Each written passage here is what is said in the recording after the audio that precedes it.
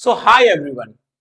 आप लोग की बोर्ड की प्रिपरेशन होप अच्छी चल रही होगी और आपके स्कूल्स में प्री बोर्ड की एग्जामिनेशन शुरू हो गए होंगे या फिर शुरू होने वाले होंगे।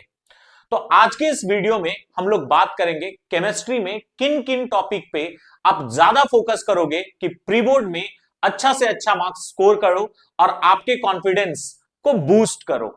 देखो, इस वीडियो में मैं कोई शॉर्टकट आपको बताने वाला नहीं हूं, बट हाँ, यहां पे मैं आपको इतना टॉपिक बता दूंगा और अगर आप सिर्फ चैप्टर्स में उन टॉपिक को भी करते हो तो आपका एक अच्छा मार्क्स आ जाएगा। देखो, पढ़ाई का वैसा कोई शॉर्टकट नहीं होता और अगर आप ये सोच करके आए हो कि मैं आपको 5-7 क्वेश्चन बता दूंगा, उससे आप पढ़ करके जाओगे और पास हो जाओगे, तो आप वीडियो को यहीं पे रोकना और यहां से चले जाना।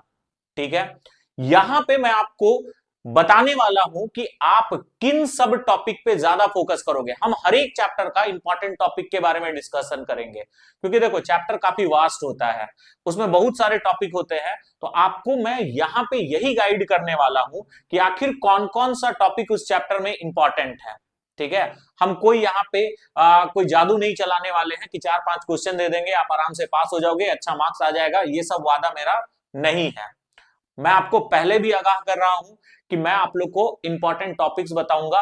मैं बेसिकली आप लोग का थोड़ा सा मेहनत को कम करूंगा।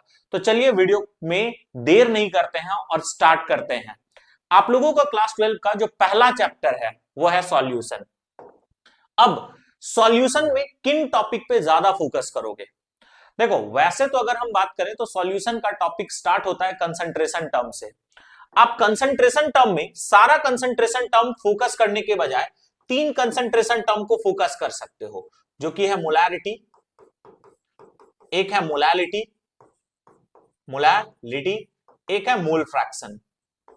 मोल फ्रैक्शन अगर आपसे बोर्ड में क्वेश्चन पूछना भी होगा कंसंट्रेशन टर्म से, तो यही 3 कंसंट्रेशन टर्म से पूछा जा सकता है। नेक्स्ट आपको क्या फोकस करना है? आपको नेक्स्ट देखना है वेपर प्रेशर। वेपर प्रेशर और वेपर प्रेशर में आपको क्या पढ़ना है? तो वेपर प्रेशर में याद होगा आप लोग एक टॉपिक पढ़े होंगे, Raoult's law. Raoult's law Raoult's law का आप डेफिनेशन याद रख लेना। इसके अलावा यहां पे आप लोग 2 फॉर्मूला पढ़े होंगे।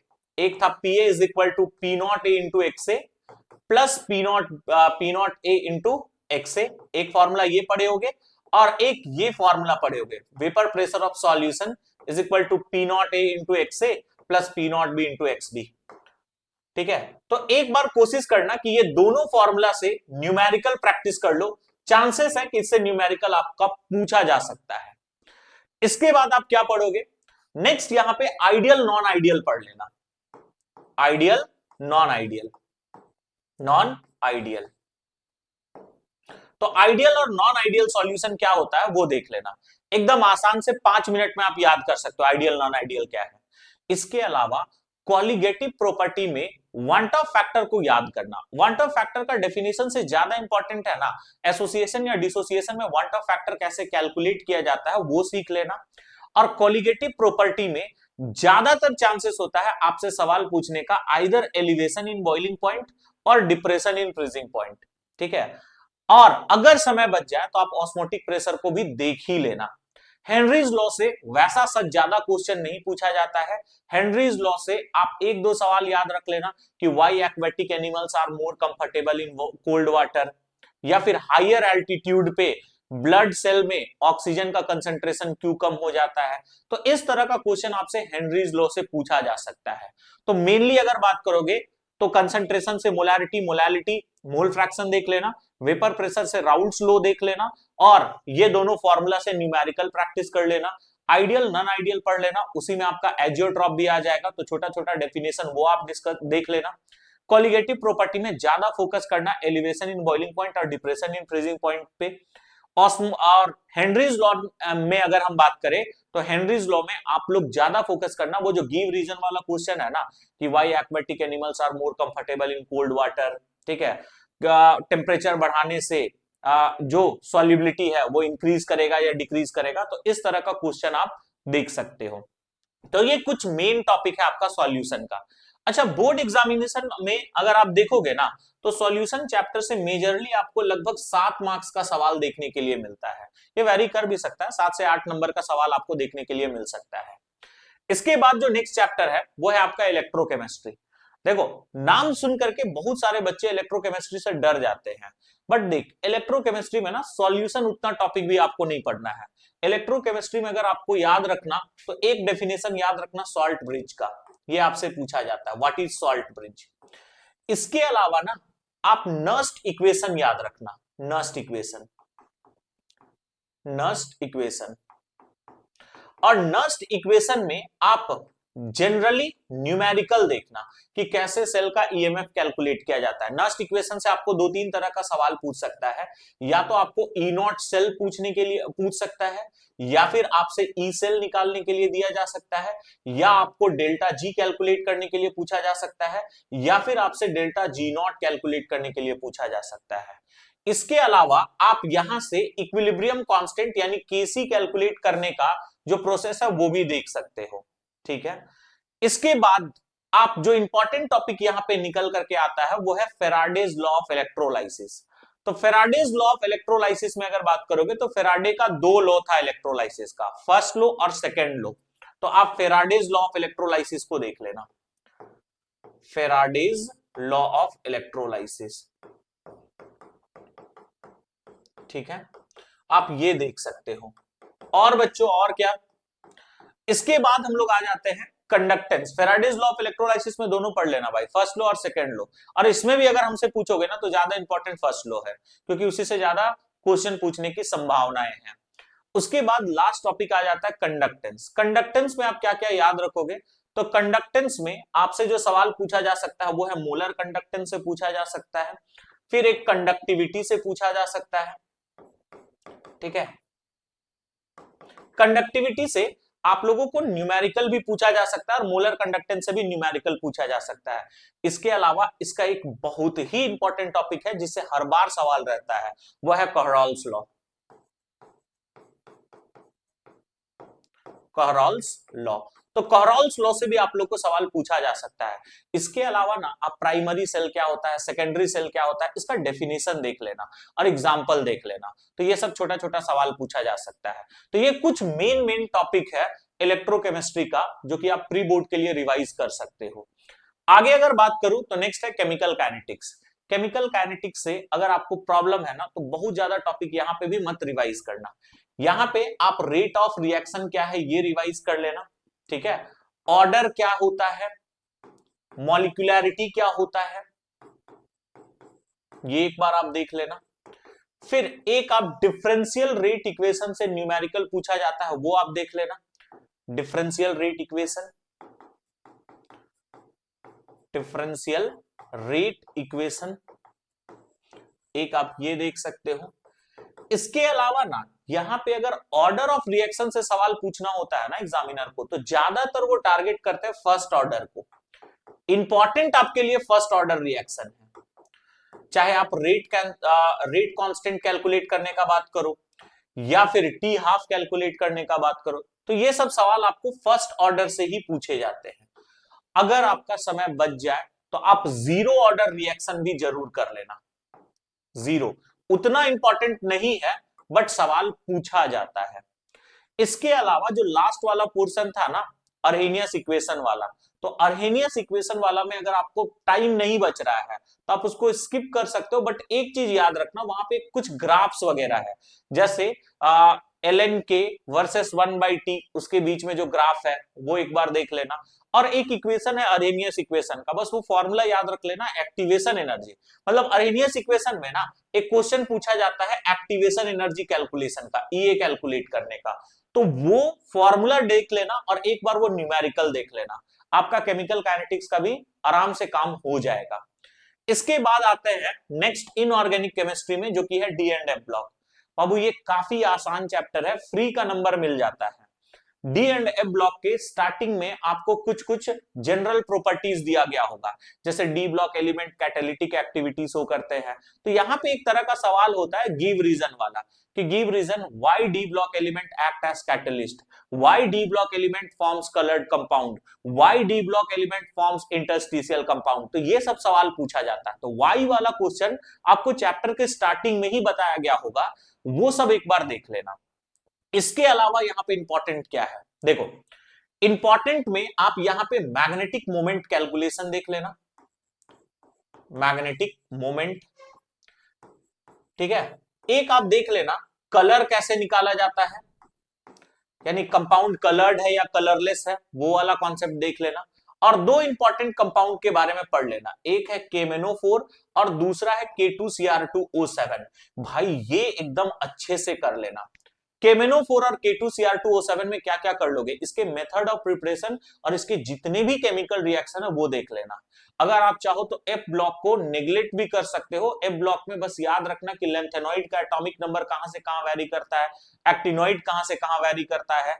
नेक्स्ट अगर बात करोगे तो आप उसका जनरल इलेक्ट्रॉनिक कॉन्फ़िगरेशन देख सकते हो। तो ये सब टॉपिक आप F ब्लॉक में देख सकते हो, बात समझे, ठीक है। बाकी डी ब्लॉक में अगर आप इतना टॉपिक कवर अप कर लिए ना, इसके अलावा वो गिव रीजन वाला भाई वो सवाल रहता है शॉर्ट आंसर में, इसलिए ध्यान रखना। तो गिव रीजन वाला भी कवर अप कर लोगे तो आपका डी ब्लॉक का काम हो जाएगा।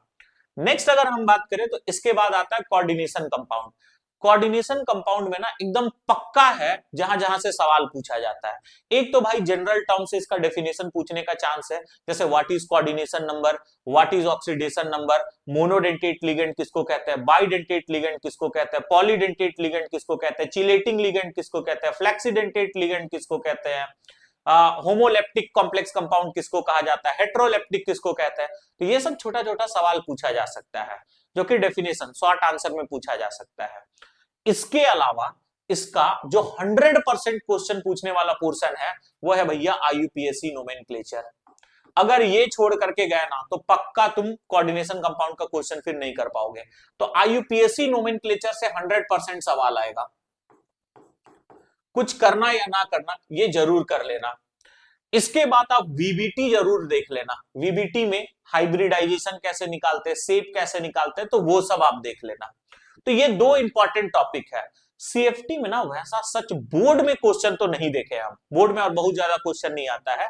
CFT में बस आप इतना याद रख लेना कि ऑक्टाहेड्रल फील्ड में किस तरह से डी ऑर्बिटल का स्प्लिटिंग होता है, T2G का एनर्जी ज्यादा होता है या EG का एनर्जी ज्यादा होता है वो देख लेना, और ऑक्टाहेड्रल फील्ड में किस तरह से स्प्लिटिंग होता है वो देख लेना। तो आपको जो सवाल पूछा जाता है वो यही पूछा जाता है CFT से।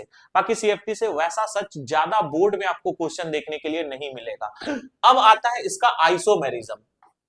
आइसोमेरिज्म बच्चे अगर हम आइसोमेरिज्म में बात करें ना तो नीट जेई में तो आइसोमेरिज्म में अच्छा खासा सवाल पूछता है। बट यहां पे अगर तुम बात करोगे तो आइसोमेरिज्म में तुम क्या याद रखना, इसका डेफिनेशंस याद रख लेना स्ट्रक्चरल आइसोमर्स का। बात क्लियर है, ठीक है। और तुमको बस ये याद होना चाहिए टाइप ऑफ कॉम्प्लेक्स कौन जियोमेट्रिकल आइसोमेरिज्म शो करेगा, कौन ऑप्टिकल आइसोमेरिज्म शो करेगा, ये सब याद रख लेना।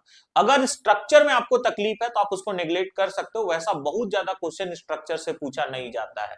तो कोऑर्डिनेशन में अगर कोई बच्चा IUPAC उसके अलावा शुरुआत का जो छोटा छोटा डेफिनेशन है भाई वो दूध भात वाला डेफिनेशन है वो आराम से कर ही सकते हो। VBT और आइसोमेरिज्म में अगर आप सिर्फ और सिर्फ डेफिनेशन भी याद करके जाते हो तो आप कोऑर्डिनेशन कंपाउंड का क्वेश्चन आराम से लगा करके आओगे प्री बोर्ड में या फिर बोर्ड में, ठीक है। आगे अगर मैं बात करूं तो नेक्स्ट है hello alkane and hello arene. तो यहां से शुरू होता है ऑर्गेनिक। अब वो ऑर्गेनिक ना, अगर हम ऑर्गेनिक पोर्शन का बात करें तो मिक्सचर होता है, बट उसमें भी हेलो अल्केन और हेलो एरीन में आपको क्या क्या फोकस करना है। पहला तो भाई इसका मेथड ऑफ प्रिपरेशन, यहाँ का सारा रिएक्शन आपको याद करना ही पड़ेगा। तो मेथड ऑफ प्रिपरेशन सारा याद कर लेना, ठीक है। इसके अलावा केमिकल प्रॉपर्टीज में भाई SN1 और SN2 को एकदम अच्छे से याद करना, क्योंकि SN1 और SN2 से आपको बहुत सारा सवाल यहां पे पूछा जाता है। मेथड ऑफ प्रिपरेशन में भी जितने भी नेम रिएक्शंस है उसको आप देख सकते हो। हेलो अल्केन और हेलो एरीन में नेम रिएक्शन का लिस्ट हम लिख लेते हैं। एक तुम लोग देखे होंगे स्वार्ट्स रिएक्शन, ये तो भाई याद ही रखना, स्वार्ट्स रिएक्शन। एक याद रख सकते हो फिंकलस्टीन रिएक्शन, फिंकलस्टीन रिएक्शन एक ये याद रख सकते हो। एक आप याद रख सकते हो सेंडमेयर्स रिएक्शन, सेंडमेयर्स रिएक्शन आप एक ये याद रख सकते हो। इसके अलावा अगर बात करोगे तो गेटरमैन रिएक्शन, वो भी आप याद रख सकते हो। तीसरा गेटरमैन रिएक्शन, गेटरमैन रिएक्शन, ठीक है। इसके अलावा अगर बात करोगे तो और क्या क्या नेम रिएक्शन है, एक है बाल्स कीमैन रिएक्शन, वो याद रख सकते हो। ऊर्ज रिएक्शन याद रख सकते हो, फिटिग रिएक्शन याद रख सकते हो, ऊर्ज फिटिग याद रख सकते हो। तो ये सब सवाल आपसे यहाँ पे पूछा जा सकता है, बट इसका फिर से मेजर पोर्शन जो कवर करता है वो SN1 और SN2, इससे भी पक्का सवाल रहता ही रहता है। बात क्लियर है, ठीक है। आगे अगर तुम बात करोगे तो नेक्स्ट जो चैप्टर है वो है अल्कोहल, फिनोल एंड ईथर। देखो अल्कोहल, फिनोल एंड ईथर में भी बहुत सारे नेम रिएक्शन हैं, उन सारे नेम रिएक्शन को आप याद रखना। फिर से जो भी ऑर्गेनिक के चैप्टर्स है ना, वहां पे आपको मेथड ऑफ प्रिपरेशन याद रखना ही पड़ेगा। अच्छा, बहुत सारे बच्चे के मन में ये भी डाउट होता है कि ऑर्गेनिक में किस प्रकार का क्वेश्चंस आता है। तो ऑर्गेनिक में जो क्वेश्चन आएगा वो आपको प्रोडक्ट लिखने के लिए दिया जाएगा, मतलब रिएक्शन में रिएक्टेंट मतलब सबस्ट्रेट और जो तुम्हारा रिएक्टिंग स्पीसीज है वो दिया हुआ रहेगा, ए और बी दिया हुआ रहेगा और आपको प्रोडक्ट लिखना है। रिएजेंट और सबस्ट्रेट दिया हुआ रहेगा और आपको प्रोडक्ट लिखना है। तो पहला टाइप का क्वेश्चन ये पूछा जाता है। दूसरा टाइप का क्वेश्चन यहाँ पे क्या पूछा जाता है, तो सेकंड टाइप का जो यहाँ पे क्वेश्चंस रहते हैं ना, वो होता है आपका कन्वर्जन वाला। जैसे बोल देगा इथाइल क्लोराइड को इथेनॉल में चेंज कर दो, तो उस टाइप का भी क्वेश्चन आएगा। तीसरा जो क्वेश्चन आता है वो आपका आता है आप स्टेटमेंट वाला। जैसे बोला रहेगा कि a compound X reacts with Cl2 to give ये compound B, name compound A B C, ऐसे करके तुमसे पूछा जाएगा। तो ऐसा भी आपसे सवाल पूछा जा सकता है, इसलिए आपको रखना है ध्यान, ठीक है। और इन सारे सवाल को ना सॉल्व करने का एकमात्र तरीका है बच्चा, ऑर्गेनिक का रिएक्शंस आपको याद करना ही पड़ेगा। क्योंकि किस ऑर्गेनिक के रिएक्शन से सवाल पूछ दिया जाए उससे कुछ वैसा आप प्रेडिक्ट नहीं कर पाओगे यहाँ पे ऑर्गेनिक में खासकर। हालांकि हम जितना भी इंपॉर्टेंट रिएक्शन है उसका नाम भूल ही दे रहे हैं। जैसे अगर हम अल्कोहल फिनोल ईथर में बात करें, तो अल्कोहल फिनोल ईथर में, ठीक है, कुछ रिएक्शंस तो तुम ऑलरेडी कहां पे पढ़ रहे होते हैं, अल्काइल हैलाइड में पढ़ लिए होते हैं। जैसे method of preparation of alkyl halide by alcohol, तो वो सब रिएक्शन तुम ऑलरेडी अल्काइल हैलाइड में पढ़ लेते हो। तो जैसे जैसे तुम ऑर्गेनिक में आगे जाओगे ना, वैसे वैसे आपका तकलीफ भी धीरे धीरे कम होते रहेगा। पर भी अगर अल्कोहल फिनोल ईथर में बात किया जाए तो क्या क्या इंपॉर्टेंट है, तो अल्कोहल फिनोल ईथर में method of preparation of alcohol एक बार जरूर देख लेना, ज्यादा नहीं, 5-7 मेथड ऑफ प्रिपरेशन है वो देख लेना। इसके बाद अगर हम केमिकल प्रॉपर्टीज में बात करें, तो केमिकल प्रॉपर्टीज ऑफ अल्कोहल में कुछ केमिकल रिएक्शंस है, वो सारा को आपको देख लेना है, ठीक है। जैसे केमिकल रिएक्शन में डिहाइड्रोजिनेशन ऑफ अल्कोहल है, ऑक्सीडेशन ऑफ अल्कोहल है, ठीक है। ये सारा जो रिएक्शन है उसको आपको देख लेना है। जैसे 1 डिग्री अल्कोहल को अगर माइल्ड ऑक्सीडाइजिंग एजेंट के साथ रिएक्शन कराए तो क्या होगा, 2 डिग्री अल्कोहल को weak oxidising strong oxidising agent के साथ रिएक्शन कराए तो क्या होगा। तो कुछ ऑक्सीडेशन रिडक्शन ग्रिग्नार्ड रिएजेंट के साथ रिएक्शन वो देख लेना। इसके अलावा ना एक आप यहाँ पे जरूर देखोगे एसिडिक स्ट्रेंथ, इससे आपको सवाल पूछा जा सकता है, एसिडिक स्ट्रेंथ, ठीक है। यहां पे ना ज्यादातर जो सवाल है वो आपको पूछा जा सकता है फिनोल से। वो आपको किससे पूछा जा सकता है, फिनोल से। अगर हम फिनोल का बात करें तो फिनोल में आपको कुछ मेथड ऑफ प्रिपरेशन है, ठीक है। जैसे डाउस प्रोसेस, ये एक नेम रिएक्शन है तो ये आपसे पूछा जा सकता है। उसके अलावा फिनोल में 2 रिएक्शन है जिससे बहुत ज्यादा चांसेस है सवाल पूछने का, खासकर बोर्ड एग्जामिनेशन में। वो है रिमर टिमन रिएक्शन और दूसरा है कॉलबेज रिएक्शन। नेम रिएक्शन है भाई, रिमर टिमन रिएक्शन से सैलिसाइल एल्डिहाइड बनता है और कॉलबेज से आपका क्या बनता है, सैलिसाइलिक एसिड। तो ये ध्यान रखना। और फिनोल का ना नाइट्रेशन वाला रिएक्शन भी याद रखना। फिनोल को अगर नाइट्रेशन कराओगे तो एक केस में पिक्रिक एसिड बनता है और एक केस में ऑर्थो नाइट्रोफिनोल और पारा नाइट्रोफिनोल बनता है। तो ये भी आपसे सवाल पूछा जा सकता है कि कब तुम्हारा ऑर्थो पारा वाला प्रोडक्ट बनेगा और कब पिक्रिक एसिड वाला बनेगा। अच्छा, ऑर्थो पारा वाला में ना एक सवाल पूछा जा सकता है आपसे बोर्ड में, और वो क्वेश्चन ये है कि why orthonitrophenol is major product. तो इसका आंसर मैं अभी बता दे रहा हूं, क्योंकि ऑर्थोनाइट्रोफिनॉल जो है ना वो इंट्रामोलिकुलर हाइड्रोजन बॉन्डिंग का फॉर्मेशन करता है, इसी वजह से ऑर्थो वाला प्रोडक्ट मेजर हो जाता है। इसके अलावा ब्रोमिनेशन भी तुम्हारे लिए इंपॉर्टेंट है। अब अगर तुम ईथर वाला सेक्शन में आ जाते हो ना, तो ईथर में इंपॉर्टेंट क्या क्या है, ईथर का जो एक विलियमसन सिंथेसिस है वो याद रख लेना। अच्छा, ईथर में ना अल्कोहल से ईथर बनता है, वो वाला मेथड भी काफी इंपॉर्टेंट है। क्यों इंपॉर्टेंट है, क्योंकि बस थोड़ा सा टेम्परेचर चेंज करने से रिएक्शन अलग हो जाता है। जैसे अल्कोहल को अगर 413 केल्विन टेम्परेचर पे तुम हीट करोगे तो ईथर बन रहा होता है, वही 443 केल्विन पे हीट कर रहे होगे तो एल्कीन बन रहा होता है। तो वो वाला रिएक्शन जरूर से जरूर याद रख लेना। उसके बाद अगर हम ईथर का बात करें तो ईथर में एक रिएक्शन काफी फेमस है जो बार बार पूछा जाता है, जो कि है रिएक्शन विथ एचआई। उसके अलावा इलेक्ट्रोफिलिक सब्स्टिट्यूशन रिएक्शन होगा एनिसोल का, वो तो हर जगह वही सेम है, ऑर्थो और पारा वाला प्रोडक्ट बनेगा, तो उसमें भी आपको बहुत ज्यादा दिक्कत नहीं है। तो अल्कोहल फिनोल ईथर से ना बहुत ज्यादा वैसा क्वेश्चन पूछने का प्रोबेबिलिटी नहीं है। एक एसिडिक स्ट्रेंथ से पूछा जा सकता है, डाउस प्रोसेस से पूछा जा सकता है, फिर आपको कॉल्बेज रिएक्शन देख सकते हो, रिमर टिमेन देख सकते हो, ब्रोमिनेशन देख सकते हो, नाइट्रेशन देख सकते हो, और इसमें गिव रीजन वाला क्वेश्चन जरूर पूछा जाता है। ठीक है, एक क्वेश्चन तो हम तुम लोग को बताया, शायद हो सकता है कि आप लोग का बोर्ड में वो क्वेश्चन देखने के लिए भी मिल जाए कि वाई ऑर्थोनाइट्रोफिनोल इज मेजर देन पारानाइट्रोफिनोल। तो बस इतना याद रखना, इंट्रामोलिकुलर हाइड्रोजन बॉन्डिंग। फिर आता है एल्डिहाइड कीटोन कार्बोक्सिलिक एसिड। भाई ऑर्गेनिक में सबसे ज्यादा मार्क्स यही चैप्टर कैरी करता है, और इससे बहुत सवाल पूछा जाता है। यहाँ पे किस किस तरह का सवाल पूछता है, रिएक्शन तो पूछता ही पूछता है, इसके अलावा ना यहाँ पे टेस्ट से भी बहुत सारा सवाल पूछा जाता है।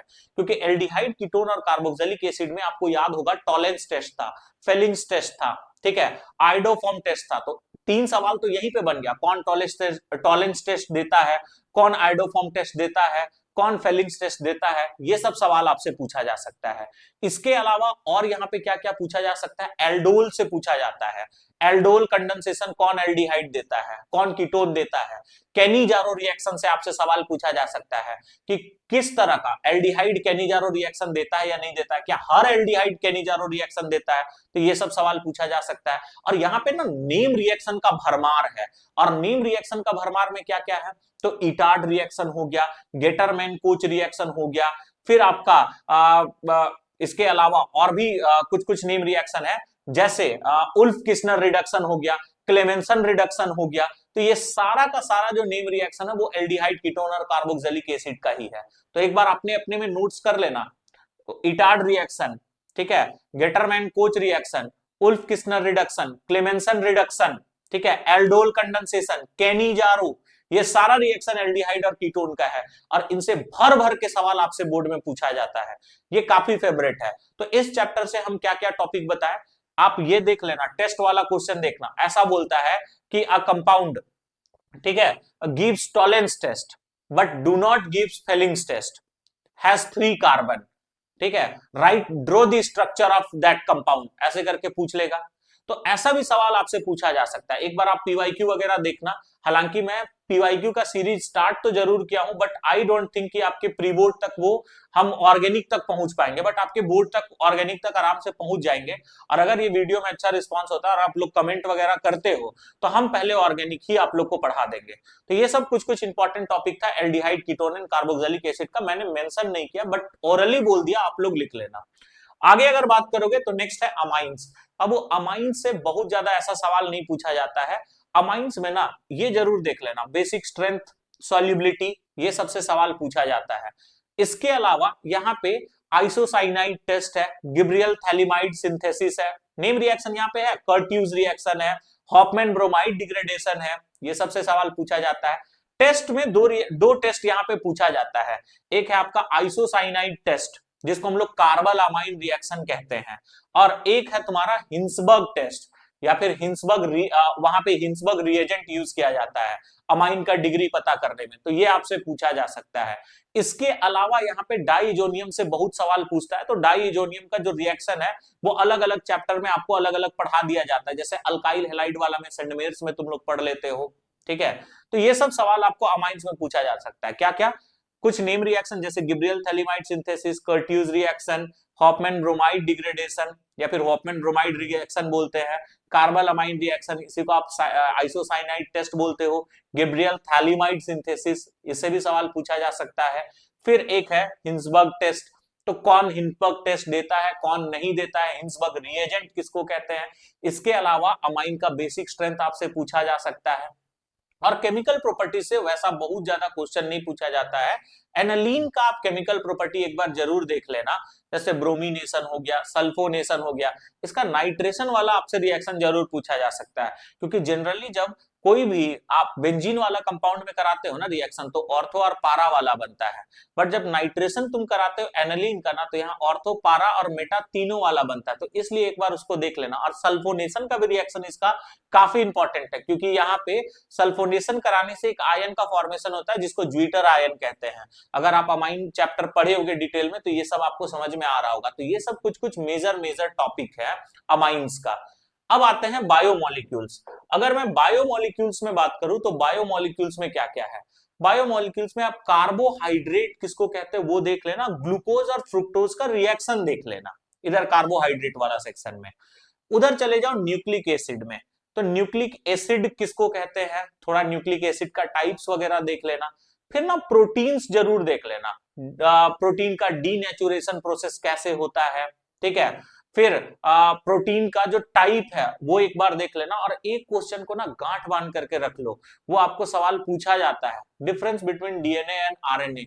ये फेमस क्वेश्चन है बायोमोलिक्यूल का, हर बार आपको टीचर देते ही देते हैं, होप आपको प्री बोर्ड में भी दे, ठीक है।